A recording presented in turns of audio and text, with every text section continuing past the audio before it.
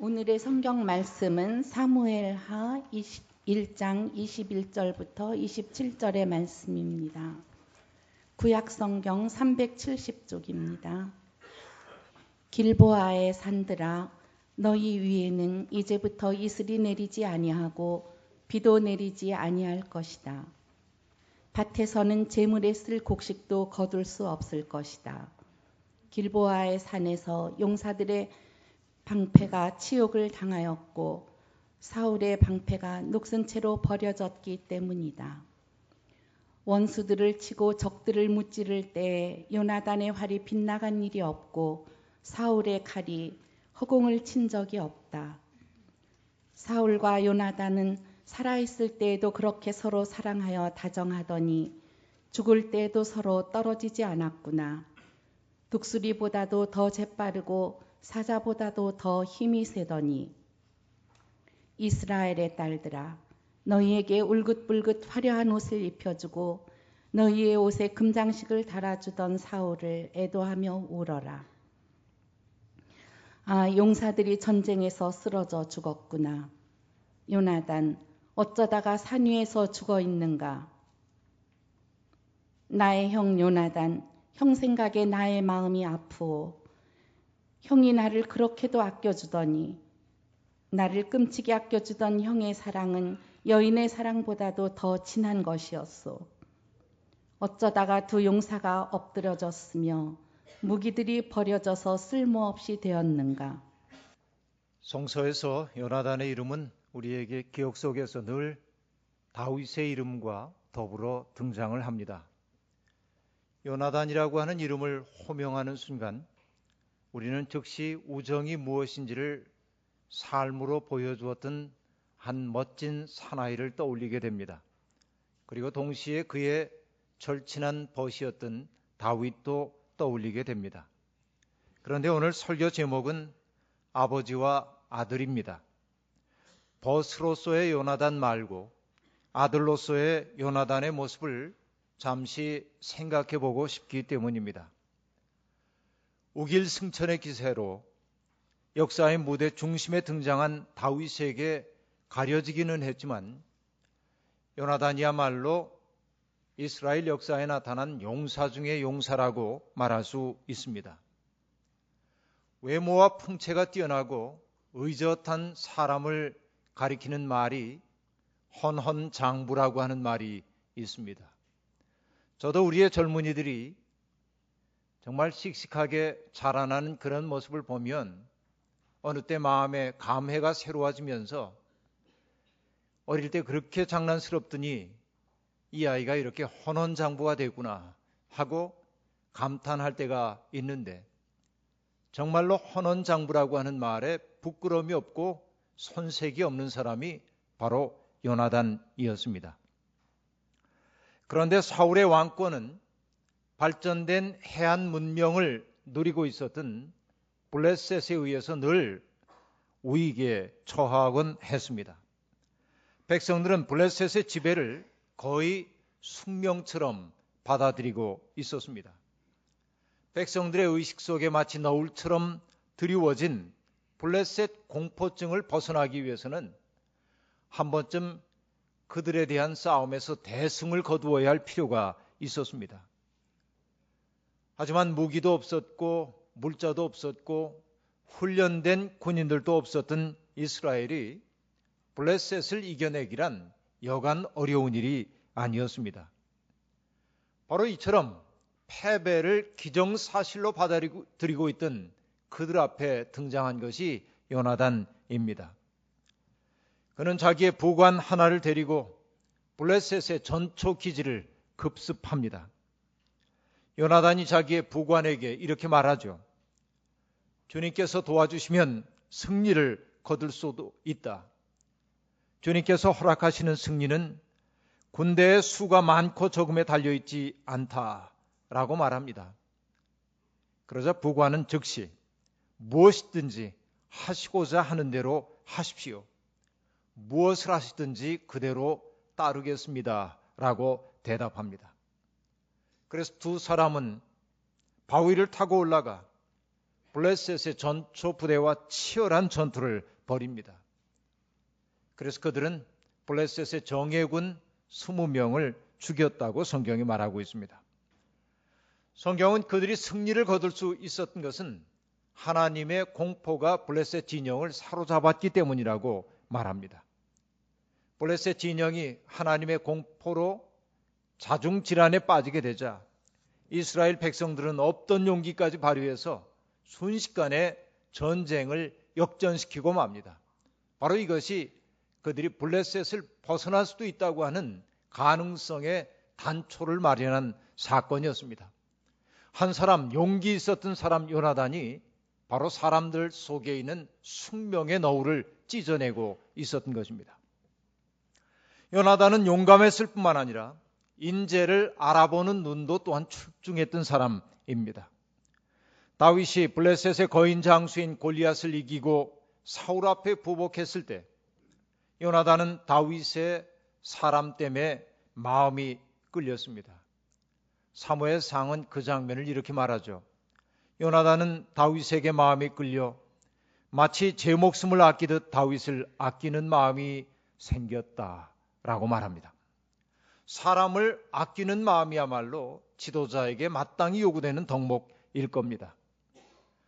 춘추 전국시대의 그 참혹한 현실을 보았던 현인 노자는 사람을 다스리고 하늘을 섬기는데 아끼는 것보다 더 나은 것이 없다고 말한 바가 있습니다. 치인사천 막약색이라고 하는 말입니다. 사람을 다스리고 하늘을 섬기는데 아끼는 것보다 나은 것이 없다, 이렇게 말합니다. 아낀다는 것은 아무리 하찮아 보여도 함부로 버리지 않는다고 하는 것을 말합니다. 노자는 무릇 아낀다고 하는 것을 일러 아끼는 것이야말로 빨리 돌아감이라, 그렇게 말합니다. 보유색 시우의 조복이라, 이렇게 말하는데요. 다시 말하면 어떤 것도 함부로 대하지 않고 아낄 줄 알게 될 때 우리의 삶이 근본으로 돌이키게 된다고 하는 말씀입니다. 우리 식으로 얘기하자고 한다면 정말로 누군가를 정성을 다해 대하고 그리고 사람 하나하나를 진심으로 아끼게 될 때 우리의 마음이 하나님께로 돌아간다라고 하는 말입니다. 하나님께로 돌아가면 바로 그런 마음을 통해서 생기는 것이라고 말할 수 있습니다. 그런데 우리들은 사람도 함부로 대하고요, 또 많은 물건을 사고 팔고 하며 살기 때문에 어쩌면 우리의 마음속에 평안함이 없는 것은 바로 그 때문이 아닐까. 아낌이 없는, 사람들을 함부로 대하는 우리의 태도 때문에 우리의 마음속에 평안이 없는 것 아닐까 생각해 봅니다. 요나단은 사람을 진심으로 아낄 줄 아는 사람이었습니다. 그 자리가 죽을 자리인 줄 알면서도 요나단의 부관은 투말하지 않고 하시는 그 일 나는 무조건 순종하겠다고 따라 나섰습니다. 그것은 요나단이라고 하는 사람에 대한 깊은 신뢰와 존경이 있기에 가능했던 일입니다. 요나단은 또한 남을 칭찬할 줄 아는 사람이었습니다. 아버지 사울이 다윗을 경계하고 또 의구심에 찬 시선으로 바라보고 있을 때 요나단은 다윗을 극구 변호합니다. 그는 아버지에게 다윗의 좋은 점들을 계속 말하고 목숨을 걸고 나라를 지켜낸 그를 내치는 것은 하나님 앞에 죄를 짓는 일이라고 아버지를 설득하려고 노력하기도 합니다. 여러분, 요나단은 칭찬할 줄 아는 사람이었습니다. 여러분 어떠십니까? 비평의 전문가와 살고 싶으십니까? 아니면 칭찬의 전문가와 살고 싶으십니까? 여러분, 비평을 역사적 사명으로 띠고 태어난 사람들도 있는 것 같습니다. 어떤 일을 하든지 꼬투리 잡을 것을 먼저 보는 사람들이 있습니다. 그는 자기가 늘 정당하다고 여깁니다. 하지만 그는 평화를 깨트리는 경우가 대부분입니다. 여러분, 어떤 사람과 함께 살고 싶습니까?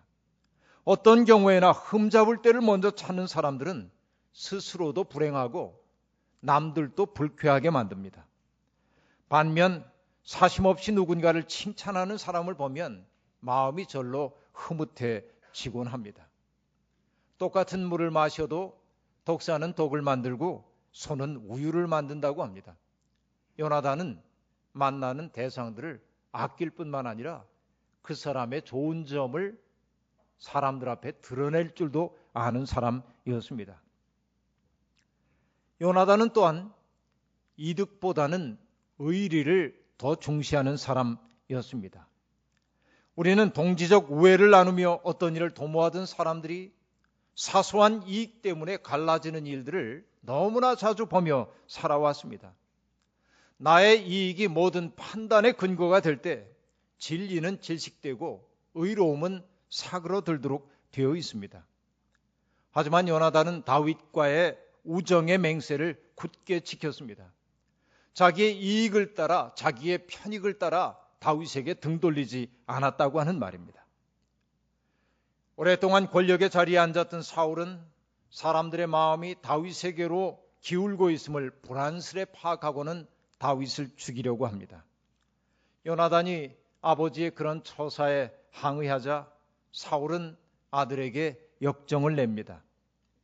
이 세 아들이 이 세상에 살아있는 한은 너도 안전하지 못하고 너의 나라도 안전하지 못할 줄 알아라. 빨리 가서 그 녀석을 당장에 끌어오너라.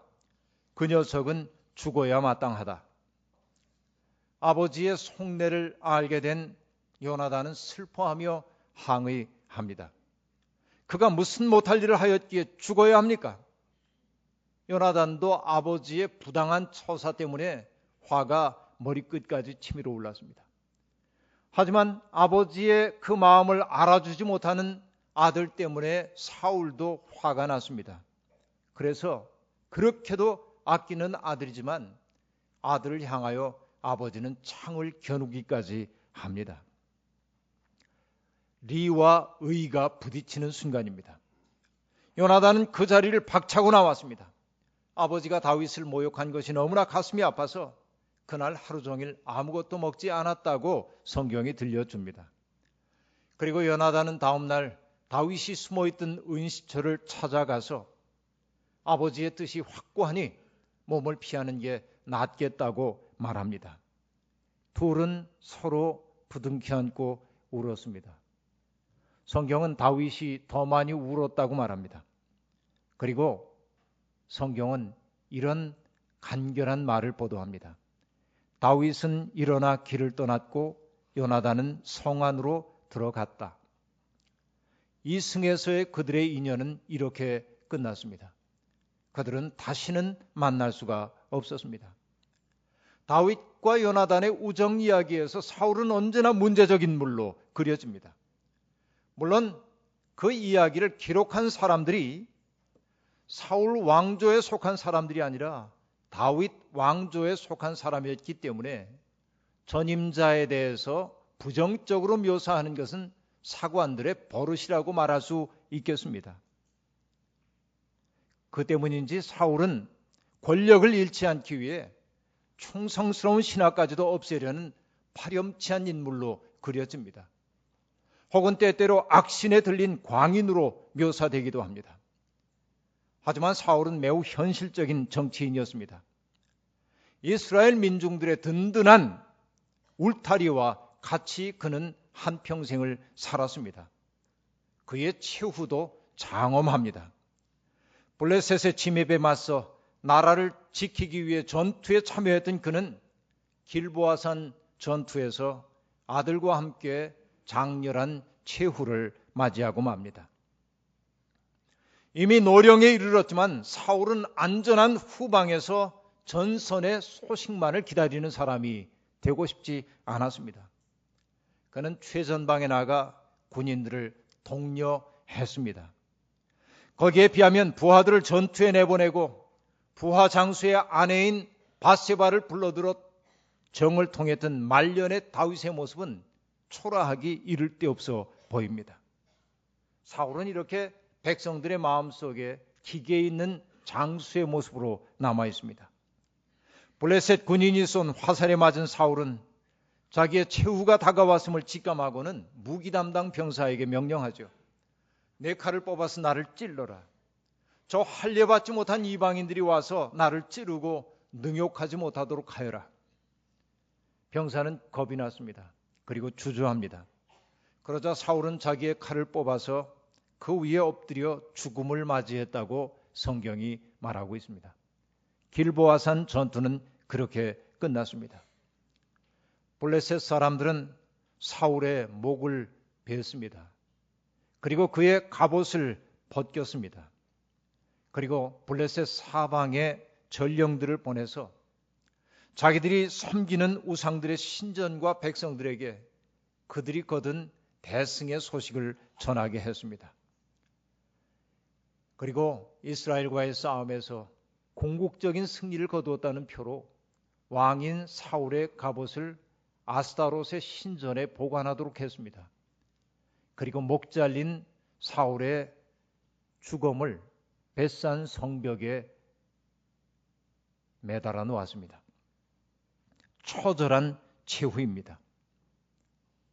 나라를 위한 일심으로 살았던 사울은 그렇게 세상을 떠났습니다. 그리고 그의 아들도 똑같은 최후를 맞이했습니다. 사울을 피해 시글락에 머물고 있던 다윗에게도 비극적인 소식이 들려왔습니다.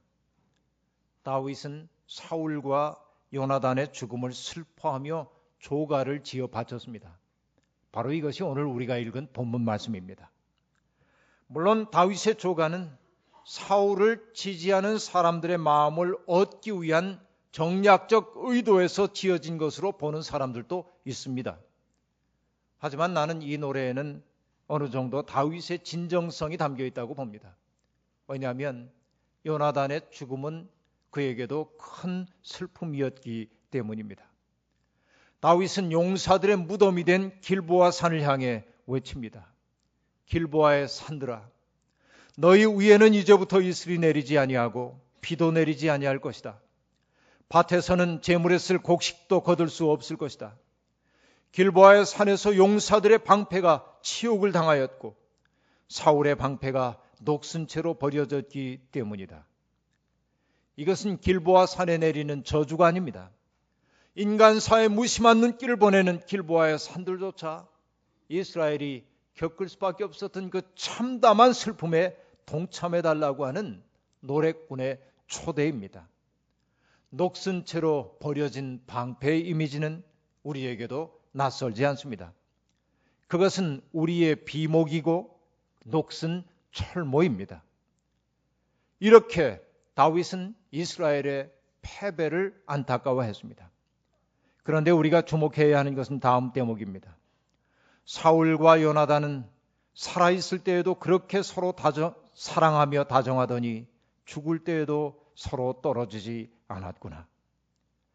여러분, 우리는 다윗에 대한 사울의 의구심, 요나단과 다윗의 우정에만 초점을 맞추느라고 사울과 요나단의 관계에 대해서 살필 여유가 없었습니다.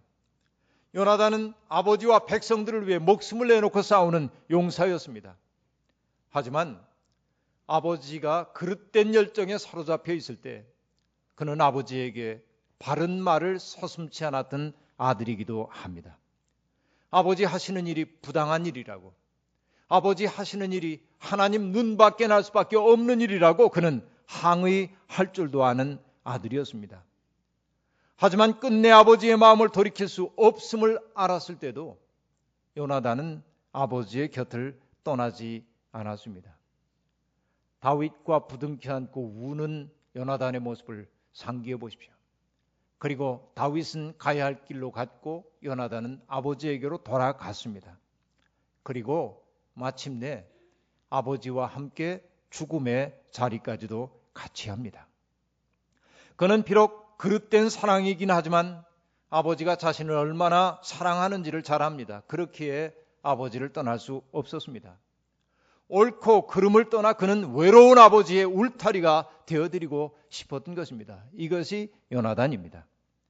지금 저의 성서 읽기가 정확한 것인지는 제가 모르겠습니다만 저는 요나단의 그 마음에 깊은 감동을 느끼고 있습니다. 요나단은 아마도 아버지의 깊은 외로움을 알고 있었을 것입니다. 30살에 왕이 되어서 42년 동안을 백성을 다스리면서 그 말 많고 탈 만한 백성들을 다스리느라고 아버지가 얼마나 노심초사했는지 요나단은 지켜보고 있었습니다. 홀로 중대한 결단을 내려야 하는 순간 세상의 온갖 무게를 자기 어깨에 짊어지고 홀로 결단해야 했던 사울의 깊은 심연과도 같은 외로움, 그 고독과 외로움을 알아줄 사람이 누가 있었겠습니까? 그의 판단에 대해 이러쿵저러쿵 말들 많았겠지만 그 외로운 결단의 순간을 대신해 줄 사람 아무도 없었고 요나단은 아버지의 그 마음 아픔을 알았던 겁니다. 여러분, 부모의 심정을 헤아릴 줄 알아야 철든 사람이라 한다는데 요나단은 그런 의미에서 철든 사람이었다고 말할 수 있겠습니다. 소설가 신경숙의 엄마를 부탁해라고 하는 책은 엄마를 잃어버린 지 일주일째다라고 하는 말로 시작됩니다. 치매에 걸린 박소녀 할머니는 생일상을 받으려고 아들딸이 살고 있는 서울로 상경했다가 길을 잃어버리고 맙니다. 자식들은 어머니를 찾기 위해 백방으로 노력하지만 결국 찾지 못합니다. 가족들은 사라진 어머니를 떠올리면서 자기들의 삶 속에서 어머니는 오래전에 실종되고 있었다는 사실을 깨닫습니다. 그들은 분주하다는 핑계로, 어머니는 늘 그곳에 있다는 핑계로 어머니를 마치 투명인간처럼 대하며 살아왔습니다. 어머니를 투명인간처럼 대하는 그 순간 어머니는 이미 실종되고 있었던 것입니다. 소설 속에 등장하는 큰딸은 어머니 집에 들렸던 어느 날의 광경을 회상합니다. 대문이 열리는 소리가 나더니 곧이어 동생이 있는가? 라는 음성이 들려옵니다. 엄마는 하던 일을 멈추고 아무 말도 하지 않고 자리에서 벌떡 일어나더니 문 밖으로 쏜살같이 달려나가 문간에 서 있는 그 사람 가슴에 매달려 가슴팍을 주먹으로 치며 오빠, 오빠 하고 옵니다. 오랫동안 소식이 끊겼던 오빠의 등장에 어머니는 영락없는 귀염둥이 동생으로 돌아갔던 겁니다. 딸은 그때 처음으로 엄마에게도 어린 시절이 있었고 자기만의 감정이 있다는 사실을 그때 처음 깨닫습니다. 이 대목을 떠올리면서 미국 워싱턴에서 목회를 하고 있는 김영복 목사는 이렇게 말합니다. 박소녀, 그녀는 누군가의 아내 혹은 아이들의 엄마이기 이전에 한 인간이었습니다. 한 인간으로서 그녀에게도 남편이 필요했고 아버지도 필요했고 엄마도 필요했습니다. 오빠도 필요했고 친구도 필요했습니다. 그녀 안에는 어리광 부리고 싶은 어린아이도 있었고 떨어지는 나뭇잎을 보며 눈물 짓는 문학소녀도 있었으며 봄바람에 마음 설레는 처녀도 있었고 멋지게 차려입고 여행을 떠나고 싶은 중년 부인도 있었습니다. 하지만 오직 엄마의 역할에만 충실하도록 강요당했습니다. 그녀 자신도 그것이 잘하는 일이라고 생각하고 살았습니다. 그로 말미암아 그녀의 삶이 얼마나 고단했을까요? 세상의 어떤 존재도 하나의 역할 속에 고정되어서는 안 됩니다. 모든 사람 속에는 왕자도 있고 유목민도 있고 전사도 있고 요부도 있다고 합니다. 우리는 어떤 사람을 한 가지의 모습 속에 고정시켜 놓고 그를 바라볼 때가 너무도 많이 있습니다. 어떤 역할을 하느라고 우리는 우리 속에 있는 그 수많은 꿈들을 억누르며 살고 있습니다. 그 마음을 알아주는 사람이 한 사람만이라도 있다고 한다면 세상은 그저 살만한 곳이 될 겁니다. 그 마음 하나 알아주는 사람 없어 인생이 적막강산입니다. 요나단은 아버지 사울의 절대 고독을 알고 있었어요. 그렇기에 아버지의 판단이 그릇되었다 해도 아버지 버려두고 떠날 수 없었습니다. 루블 박물관에서 17세기 프랑스 화가인 조르트 들라투르의 그림을 한 점 보았습니다. 목공소의 성 요셉과 어린 예수라고 하는 그림이었습니다. 그때 그 그림을 보며 느꼈던 익숙하지만 낯선 정서가 지금 제게 떠오릅니다. 예수님이 어머님과 함께 있는 그림은 많지만 아버지와 함께 있는 그림은 별로 많지 않습니다. 화가는 아버지의 일터인 목공소에서 공구를 다리고 있는 아버지를 곁에서 촛불을 밝혀들고 서 있는 어린 예수의 모습을 묘사하고 있습니다. 그 그림은 매우 감동적이었습니다. 아버지의 일터에서 아버지의 일을 돕고 있는 예수의 모습이야말로 성가족의 모습이었기 때문입니다. 어버이 주일을 맞으면 늘 가슴이 아려옵니다.